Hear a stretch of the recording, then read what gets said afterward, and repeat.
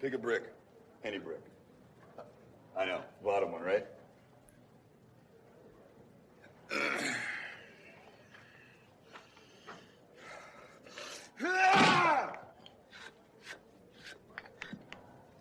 See? Had a scratch on it. Locked him.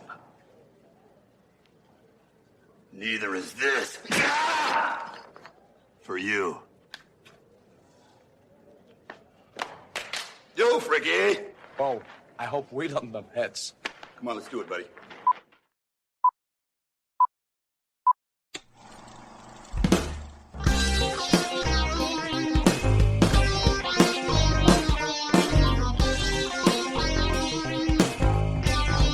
Chris Scouser here with Matt Howell. On this episode of The First Run, Matt and I are going to discuss the horror film sweeping the nation. It's Obsession. One of my favorite horror tropes is the monkey's paw story, and we get a brand new spin on that with this film. This time we're focusing on the lengths perhaps a man-child will go to in order to get the woman he loves to reciprocate his feelings. There's also the big releases on physical media, including a classic 80s adventure and a couple Oscar-nominated performances. But wait, Matt and I are also going to decide who our desert island actor is. So we can only watch one person's filmography. This is who we're going to go with. And no Wilhelm screams, no Universal Lion or MGM Lion. Okay, fair. All right, none of that stuff. Yeah, got it. So let's start everything off, though, with a clip from Obsession. Bear, I love you so much. I don't think I could live without you.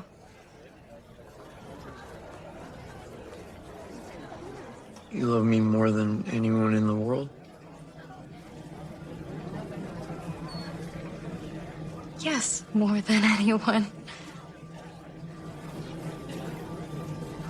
Nikki, Yeah? does your dad really have cancer?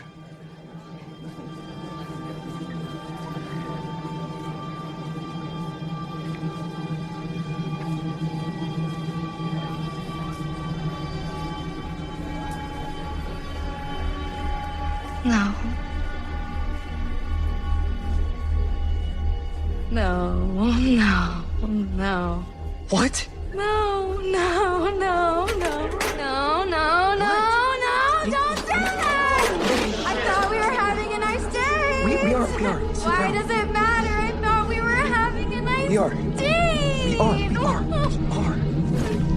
It's okay. We are. Wow, good rescue there for him. That scene was about to spin out of control. Yeah. Chicks, am I right, bro? Chicks, man. I love how some people are coming out of this like it's what when you're dealing with like a psycho ex, man, what are you going to do? Totally missing the meaning and the message of this film. In fact, we may even talk about that a little bit down the road here. Part of it I lay at the feet of the ad campaign because they did kind of lean into that a little bit. Sure. When really, Nikki, I don't think Nikki, this is fair, is not our film's villain, really. So our lead, or at least our male lead, Bear, has been pining away for his friend Nikki for many, many years. They all work together along with his friends Ian and Sarah at a music store that Sarah's father owns. They all go out for drinks. Bear's been having a tough time of it. His grandmother recently passed. He comes home one day and his cat has died. So he's really he's in a bit of a spiral. And he... essentially, Nikki tells him she is quitting work. She's going to be kind of moving away. They're not going to be seeing each other that much anymore. And despite all of the opportunities he has to at least express what he's feeling for her, he chickens out and he doesn't do it. Earlier in the film, he stops at a magnet shop to try and get her a new necklace, like a crystal necklace that she lost. And he finds something called One Wish Willow. And in a spur of the moment thing, after having failed to seize on the perfect opportunity when she straight up asks him, does he have feelings for her? He makes a wish and he says, I wish that Nikki loved me more than anybody else in the world. And that very, very poorly worded wish is what kicks off everything else that he has going on. So Matt, what are your thoughts on Obsession? Is it, okay, I'm going to try mediate myself on this. Yeah, please do. I think you need to step back a little bit. I'm gonna jump out of the gate, Matt, and tell you that I loved this thing. Mm-hmm. Oh yeah, I loved it too. It's great. It's great. And all right, good. So yeah. First off, just Monkey's Paw. I love Monkey's Paw movies. I don't know what it is, why. Sure. But I love this whole trope, this whole part of the subgenre of horror. So, but what are your thoughts on it? I'm just excited to hear what you think about it. I'm a big fan of this thing. So, what are you thinking? Yeah. So, I mean, I think kind of overall, if we're taking it up to the kind of highest level, right? So, I think it's a really interesting take on the Monkey's Paw, right? This guy, Bear, I think probably everybody at some point in their life has liked somebody that didn't like them back, especially if they were, a friend or something like that, right? And in kind of this moment of weakness, he makes this careless wish, right? And he doesn't think it's gonna work, right? He has no intention of this thing working. He's just sitting in his car and he just does it, right? And then it starts off initially, he flat out says, and it's in the trailers, like, she's not right. Like, something is wrong. And she keeps trying to kind of insert herself and insist that they be together and all this kind of stuff. And he doesn't want any part of it. He's like, you're acting weird. This isn't right. But as it kind of progresses, he starts getting what he wants. And it's normal. And it seems good. And then it's kind of then starts to spiral more and more, but he's gotten what he wants, so he wants to keep doing it, right? So then he quickly kind of becomes, well, I wouldn't say quickly, he slowly becomes the villain as the kind of the movie progresses, right? But at least it's good and it's grounded in the sense of, like, it's relatable, at least in the beginning, right? He doesn't do it out of a place of malice, just out of a place of desperation, but it's when he gets what he wants that it starts kind of turning, and you see what kind of, how corrupt it is, and of giving everything that you wish for, right? Indy, I'm sorry, I don't know how to say her last name, Navarrete or something like that. She's Navarrete. No, that's Italian. She's Navarrete. She's Navarrete. Spanish, okay. The Spanish pronunciation would be, Okay. Yeah, she's great in this. She is absolutely fantastic in this. And it's just creepy as all hell. Like, it's very suspenseful. The shot selection, like, they do all these things where she's in silhouette, right? And you can only see, like, this tiny little red glowing eyes, and you get these weird shots of her very kind of It Follows-ish, where she's just staring at him, like, from, like, across the room, like, out of focus, and, he'll go take a phone call and she'll be, like, circling around to see what he's doing, and all this other creepy shit. So, I mean, the way they kind of all lay this out, it's very creepy, it's very successful, it's very suspenseful. I did not know what the hell was going to happen to this. When it kind of completely goes off the rails, I mean, the gore kind of comes in the last, 20, 25 minutes of the film. Before that, there's really not much of anything. But, like, it's a slow burn buildup, and it kind of earns everything it gets. Yeah, I think so. So, Matt, what is this? The woke alarm? It's the woke alarm, Matt. On a macro level, we have a film espousing the end results, I think, the horror of a world that women have to navigate when men know what's best for them, right? And they make all their decisions for them. And the inevitable end result of, like, a Christian nationalist movement, toxic masculinity, the incel populace kind of finally getting their way, subjugating women. This is, I think, the macro version of the film of what we're seeing. On the micro level, we see a toll of an abusive relationship, what it can have on a person, and just the horror that these people have to live with. With all my highfalutin SJW stuff aside, I think I would agree with Matt, too, that this thing is creepy as all hell. And I think the director, Barker, comes screaming out of the gate here. I know he's had another film, which I haven't seen, but now I definitely want to. And what's funny is my algorithm has been pushing now, because he's actually in a comedy troupe. Okay. And my algorithm, because I've been researching this thing like crazy, is I'm getting all of his comedy stuff now, too. And him and the guy who plays Ian, the two of them are in this troupe together. Okay. There's a third guy who, like I said, I've seen a couple things on Instagram. That's basically it. His next movie is already in the can, which he's made, where he teams up with, who is it? He teams up with somebody, and they're like Anything But Ghosts, it's called. He teams up with Aaron Paul, where they're like fake paranormal investigators that end up running into the real thing. Okay. And that one's actually done and ready to go. So I cannot wait to see that as well. But I think he balances, like, a relationship drama and just kind of, late teens, early 20s, people figuring out who they are and what they're doing. with the terror, and then the comedy moments in this thing too. Is actually there are these release valves of comedy that are perfectly placed, that are very welcomed, and they work great. But I think, as Matt said, Indy Navarrete here is, at the very least, a new Scream Queen, if not a star in waiting. Her portrayal as Nikki is multifaceted, even in the fleeting moments when she's still her own person in the beginning of the movie. Mm-hmm. You know, she's able to give us a depth of character here that I think is integral to the transition that her character makes. It's so important to get across who she is, so then when she becomes lost, right, it's that much more impactful. And when she has those moments where the true Nikki peeks through, like at the party where she screams, "That's not me," right? And then the spell or whatever it is overcomes her again. Mm-hmm. Truly chilling stuff here, Matt. And I agree with you too. Part of it is the shot selections, as like when she's in the silhouette, when she's in the shadow, the scene in the bedroom, when her face almost looks like it's melting a bit, the way the light is working on her. And then there's a lot of physicality to this performance because she's the non-doomed or possessed, I'm not sure how you want to describe it, spelled Nikki. Her body movements and stuff are different than when she becomes the trapped Nikki. And the physicality of that as well really helps lend more to the terror and uncomfortableness of this film, right? I really wish I could have stayed up for the 10 p.m. Dolby screening of this to kind of see maybe even better darks and the blacks and everything.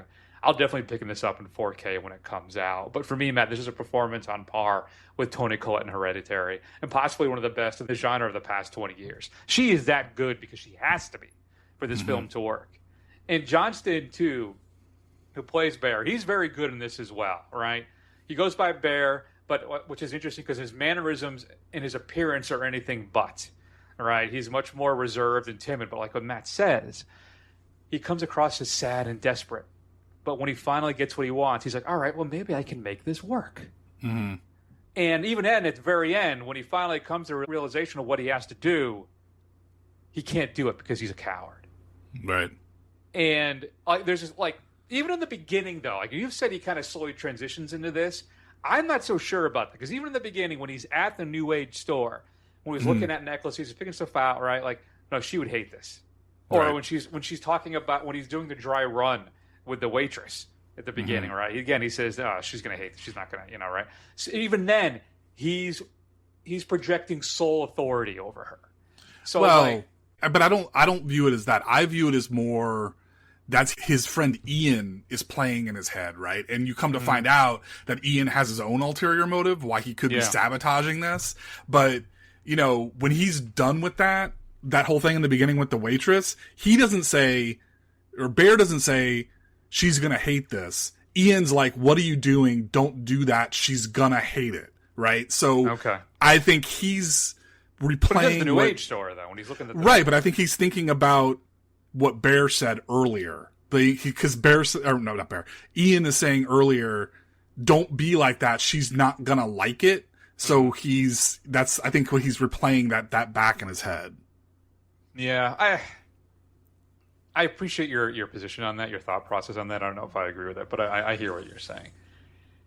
And there's a couple of things.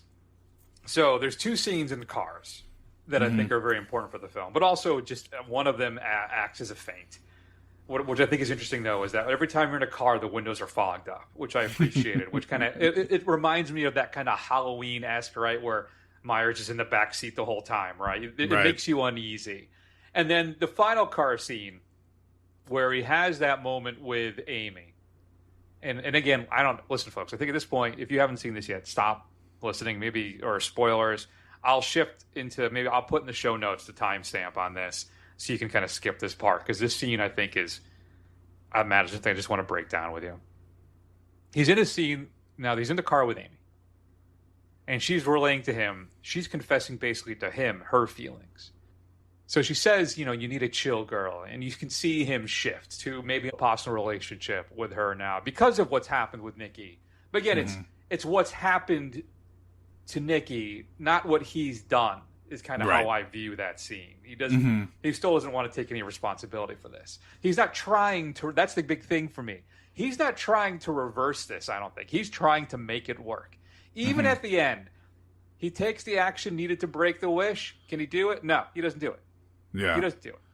Yeah, I mean, And- well, he even says that when he calls customer service and they're like, well, you want to cancel the wish? He's like, no, I just want to change it, right? So, like, he wants to try and keep it, just make it better, right? And then when he finds out that he can't do that, then he tries to cancel it, and, well, he can't do that either, which I thought was pretty funny.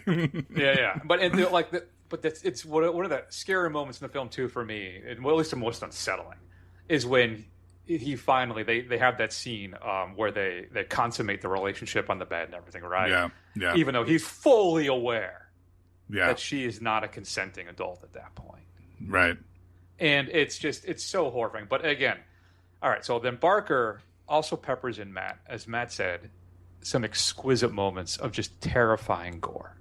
Mm-hmm. So there's one scene in the car.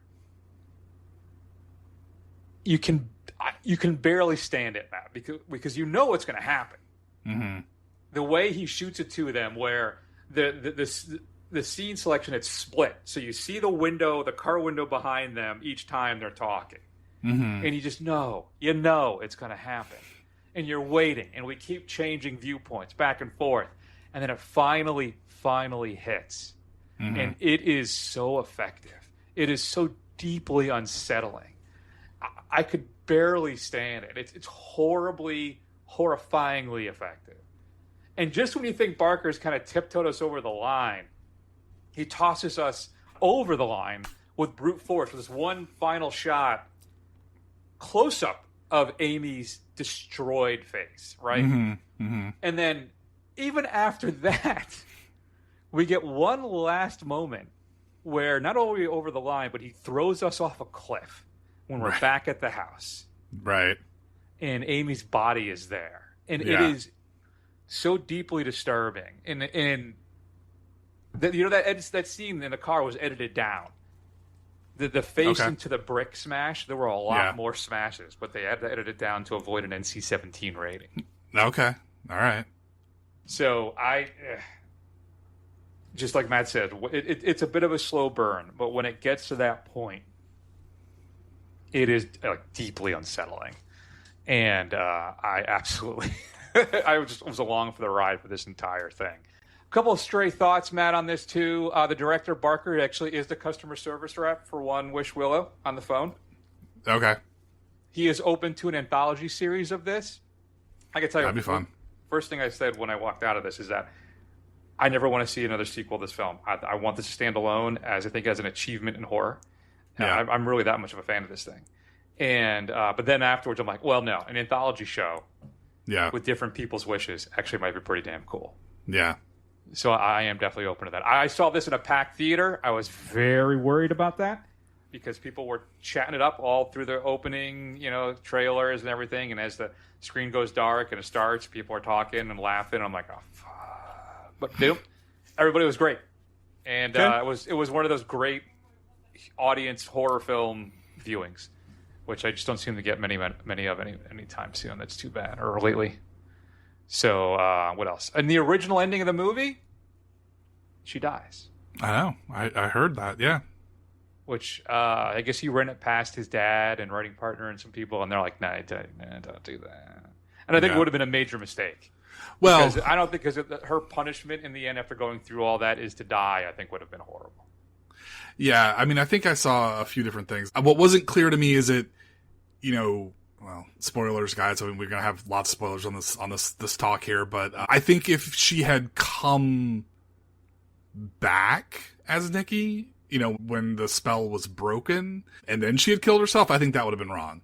I think it could have been nihilistically tragic if she never broke out of it, and then the possessed Nikki killed herself, right? I mean, that's something. I thought it would have been a good ending too if they had, both been possessed at that point and had I think this could have ended in a few ways. Not to say that the way it ended wasn't perfect. I'm just saying it had a lot of good other possible endings to it.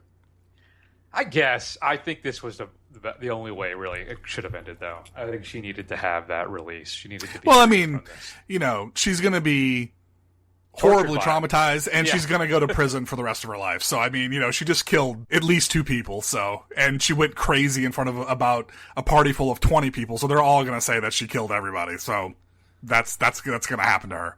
That's possible, though. I think, would it be enough to get people to believe that the One Wish Will is true because there's $1 billion at the other guy's house? See what I was thinking?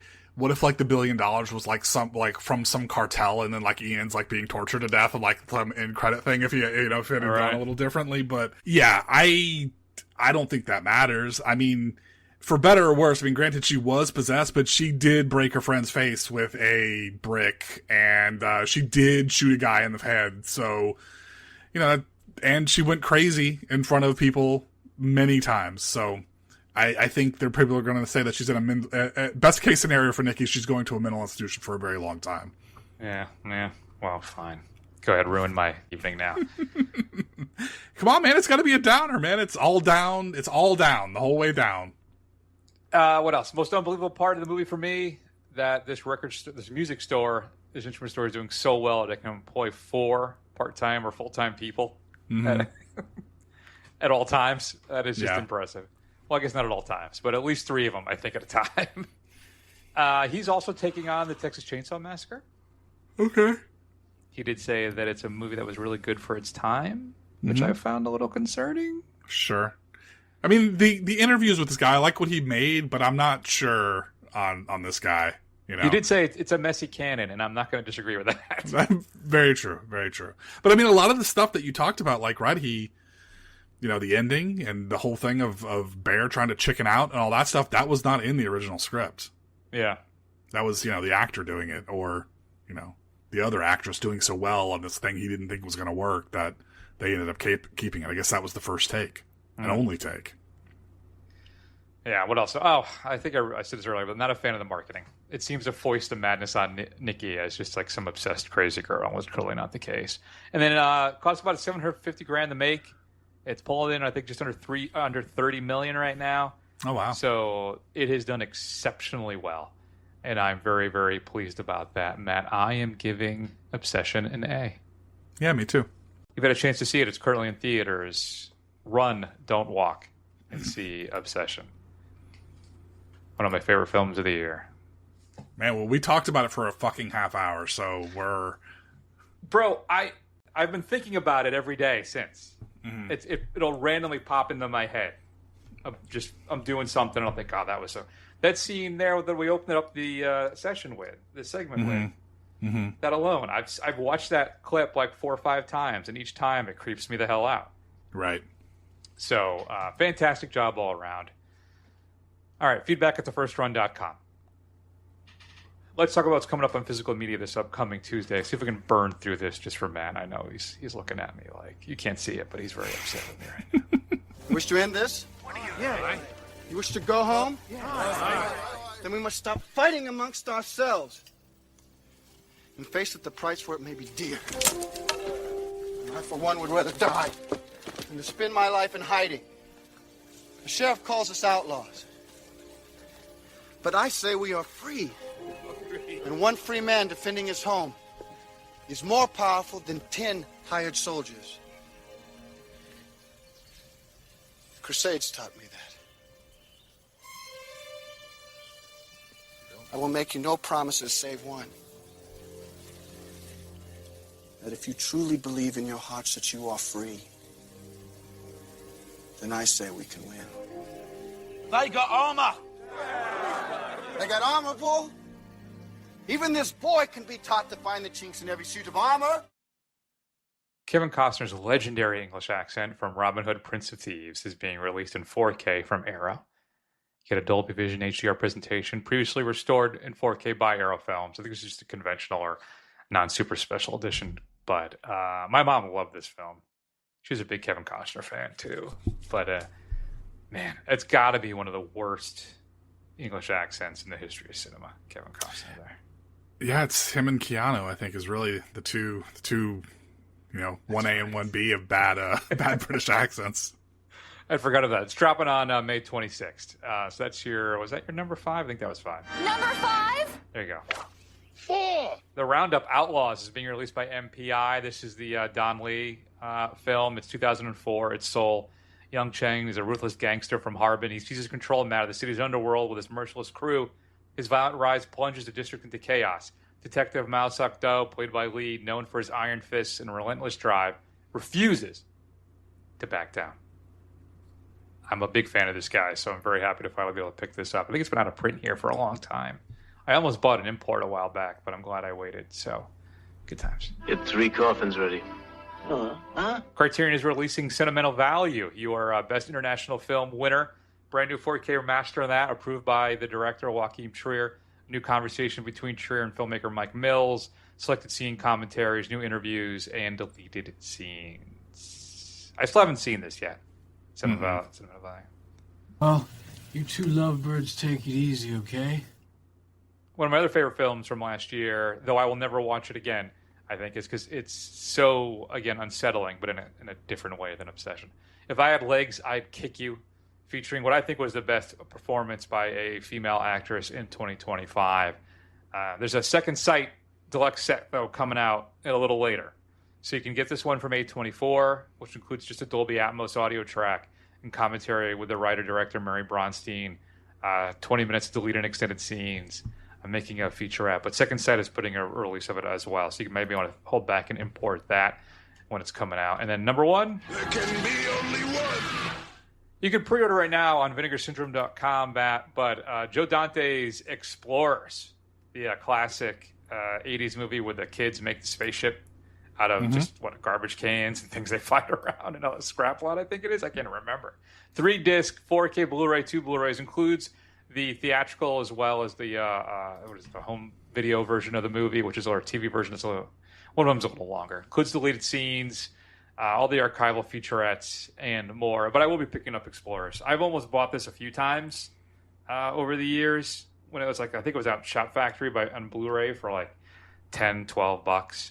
But nope, now I'm just going to wait by the 4K. That's going to likely cost me $40 instead because I'm an idiot.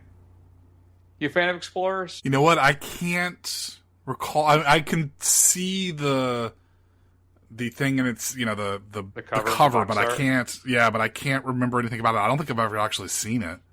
Fair enough. It's fun. It's a good throwback, back Kids in Danger kind of movie, which you don't really see much of anymore.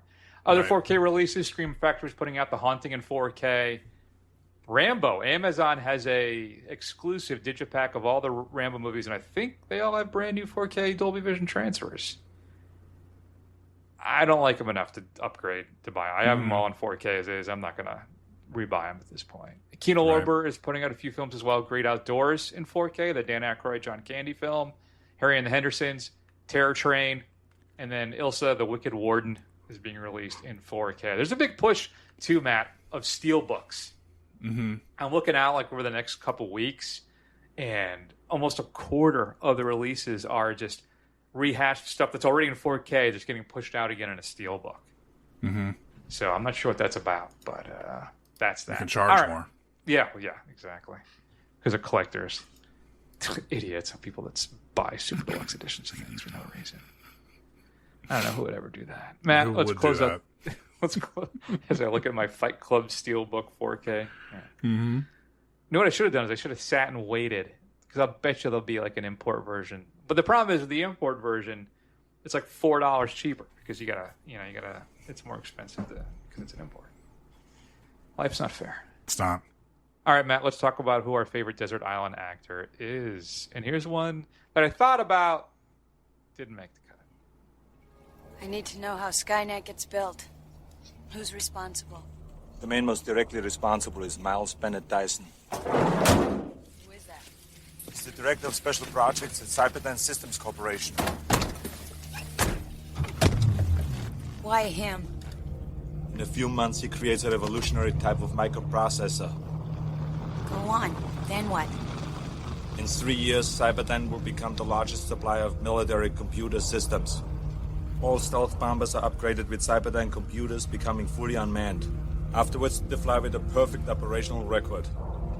The Skynet funding bill is passed. The system goes online on August 4th, 1997. Human decisions are removed from strategic defense. Skynet begins to learn at a geometric rate. It becomes self-aware at 2:14 a.m. Eastern Time, August 29th. In a panic, they try to pull the plug.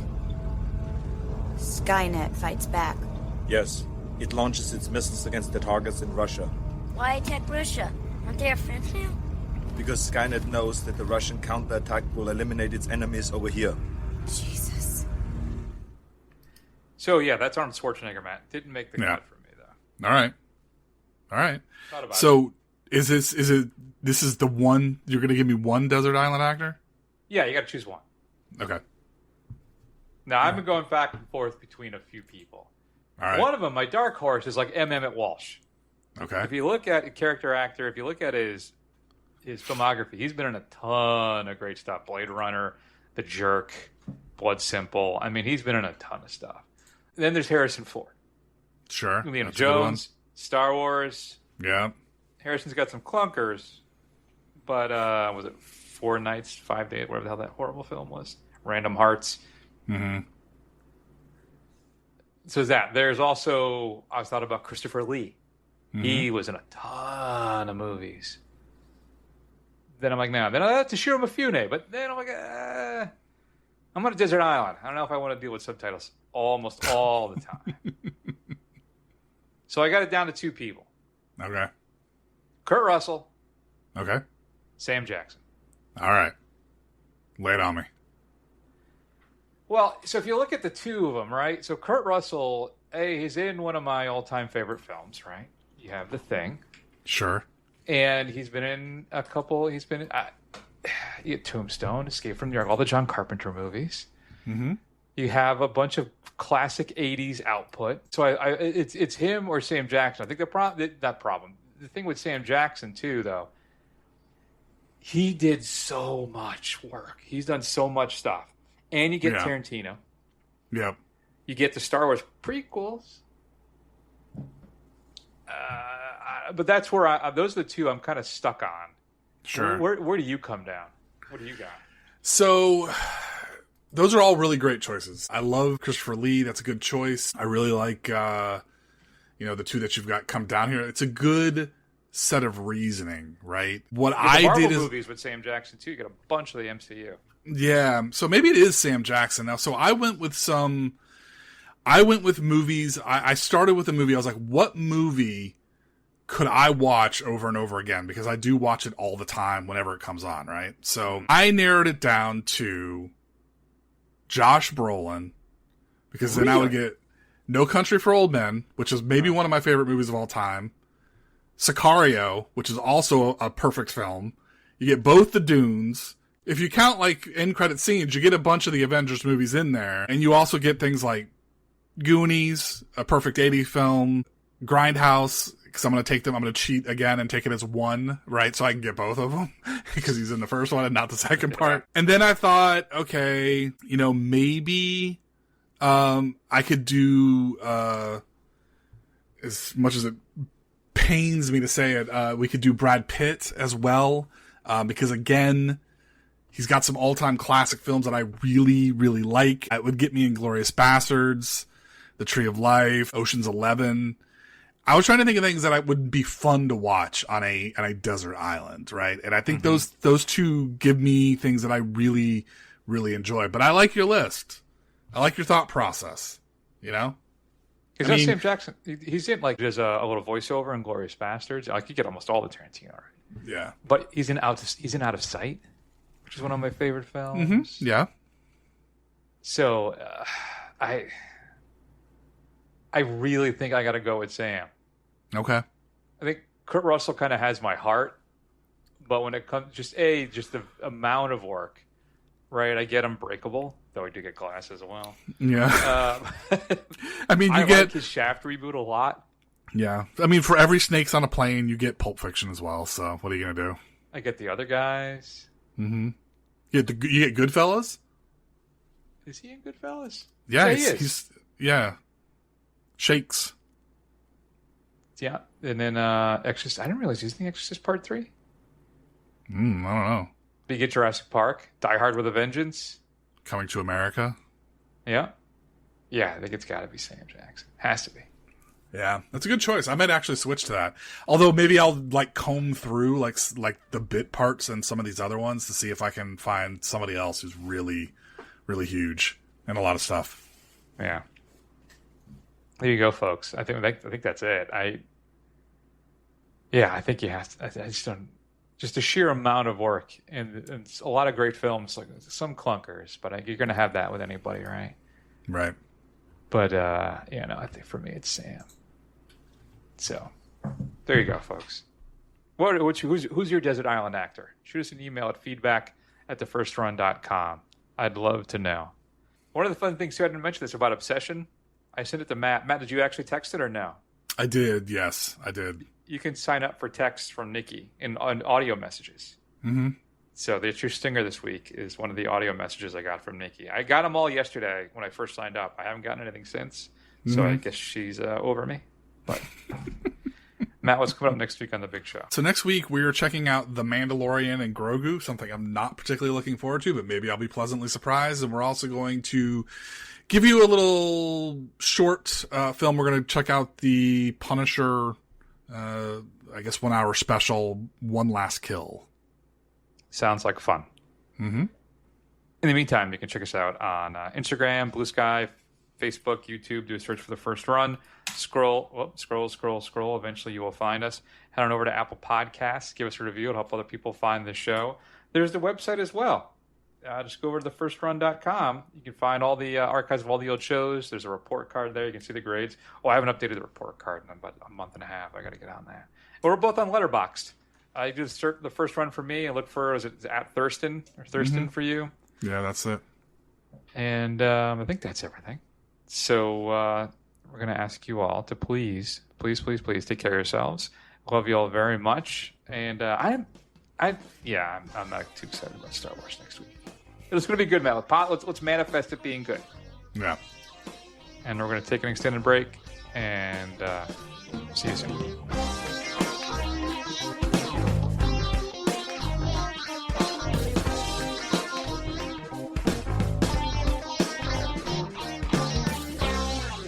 Promise me you'll never, ever, ever leave me? Ever?